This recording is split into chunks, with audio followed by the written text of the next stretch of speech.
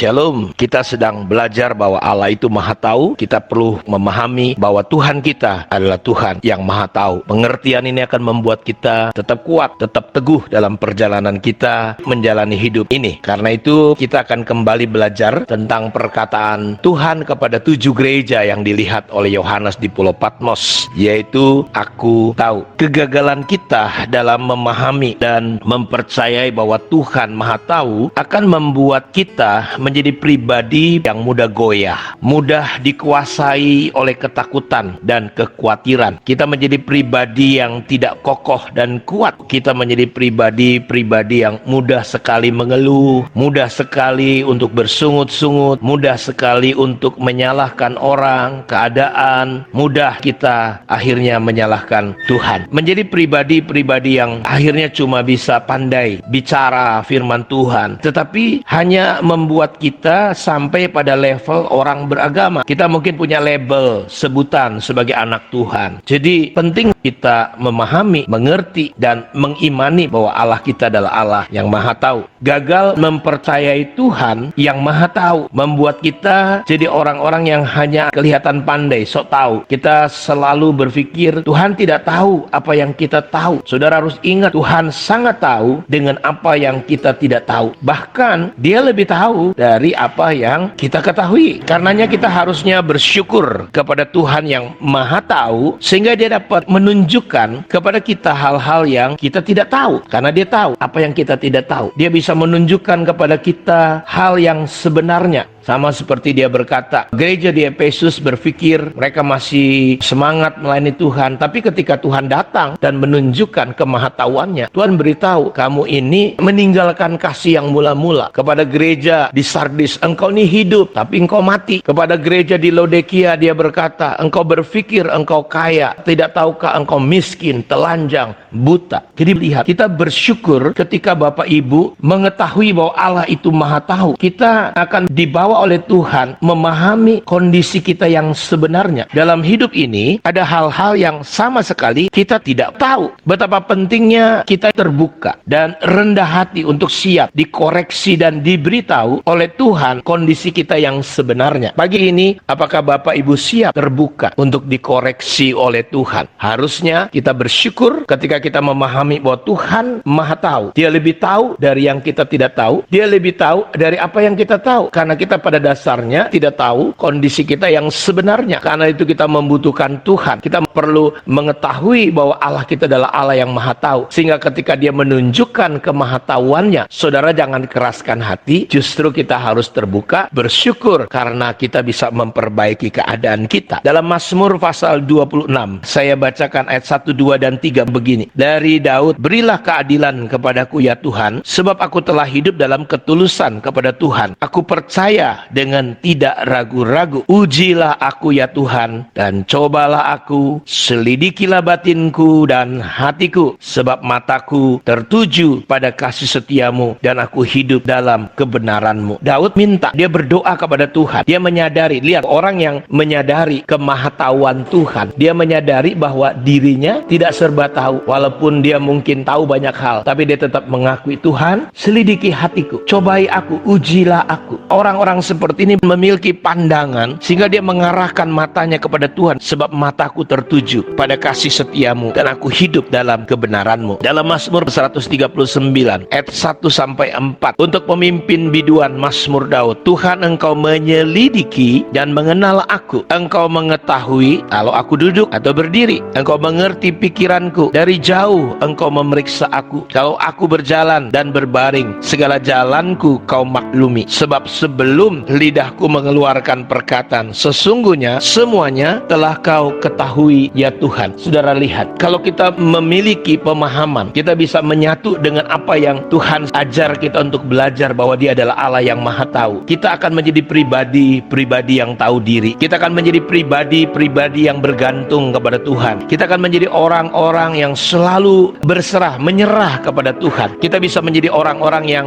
belajar mempercayai Tuhan dan bergantung kepada Dia. Ayat 23 dan 24, selidiki aku ya Allah. Orang-orang yang memahami prinsip ini, dia selalu tidak sembarangan, dia selalu berjaga-jaga, berhati-hati. Dia tidak berjalan mengikuti apa yang menurut dia tahu, menurut dia pintar, menurut dia bagus, tetapi dia selalu minta tuntunan Tuhan. Selidiki aku ya Allah, dan kenanilah hatiku, ujilah aku, dan kenalilah pikiran-pikiranku. Lihatlah apakah jalanku serong, dan tuntunlah aku di jalan yang kekal. Saya ingin mengajak kita melihat contoh di dalam Alkitab tentang raja yang bernama Raja Saul. Ketika satu hari Saul ini dipilih oleh Tuhan lewat Nabi Samuel. Ketika dia sudah jadi raja, satu hari Tuhan memberi perintah untuk menumpas, memerangi orang Amalek. Rajanya bernama Raja Agag. Ketika Tuhan suruh tumpas semuanya, Saul berpikir Tuhan tidak tahu, sehingga ketika ditangkap harusnya itu kan ditumpas semuanya, termasuk Raja Agagnya. Kalau saudara pelajari di dalam 1 Samuel pasal 15 ayat 11, ayat 16 sampai 19, ayat 22 sampai 23, saudara mendapati di sana bagaimana Tuhan sampai berkata kepada Samuel, aku menyesal, padahal engkau ini dulu orang yang kecil, bangsa yang kecil, nggak terpilih. Saudara, orang-orang yang tidak menyadari kemahatauan Tuhan, kegagalan kita memahami kemahatauan Tuhan akan membuat tindakan kita, perilaku kita semena-mena. Suka-suka kita hanya menurut apa yang kita benar. Apa yang terjadi akhirnya? Samuel datang dan menegur, dan gara-gara itulah awal kehancuran, keruntuhan kerajaan daripada Saul, sehingga dia masih membela diri berkata, maksudnya adalah sayang kalau lembu-lembu yang tambun ini kalau dipersembahkan kepada Tuhan itu kan jauh lebih baik. Maka muncullah sebuah ayat yang cukup terkenal. Kalau saudara baca di dalam ayat yang ke-22 sampai 23, saya bacakan untuk saudara semua, atau ayat sebelumnya. Mengapa engkau tidak mendengarkan suara Tuhan? Mengapa engkau mengambil jarahan dan melakukan apa yang jahat di mata Tuhan? Tetapi jawab Samuel, apakah Tuhan itu berkenan kepada korban bakaran dan korban sembelihan sama seperti mendengarkan suara Tuhan? Sesungguhnya mendengarkan lebih baik daripada korban sembelihan, dan memperhatikan lebih baik daripada lemak domba-domba jantan. Sebab pendurhakaan adalah sama seperti dosa bertenung, dan kedegilan adalah sama seperti menyembah berhala dan terafim. Karena engkau telah menolak firman Tuhan, maka ia telah menolak engkau sebagai raja. Jadi kegagalan kita Bapak Ibu di dalam mengimani, memahami, menselaraskan diri kita bahwa Tuhan itu maha tahu, Tuhan itu tahu, membuat kita bisa jadi seperti kayak Saul, menjadi degil,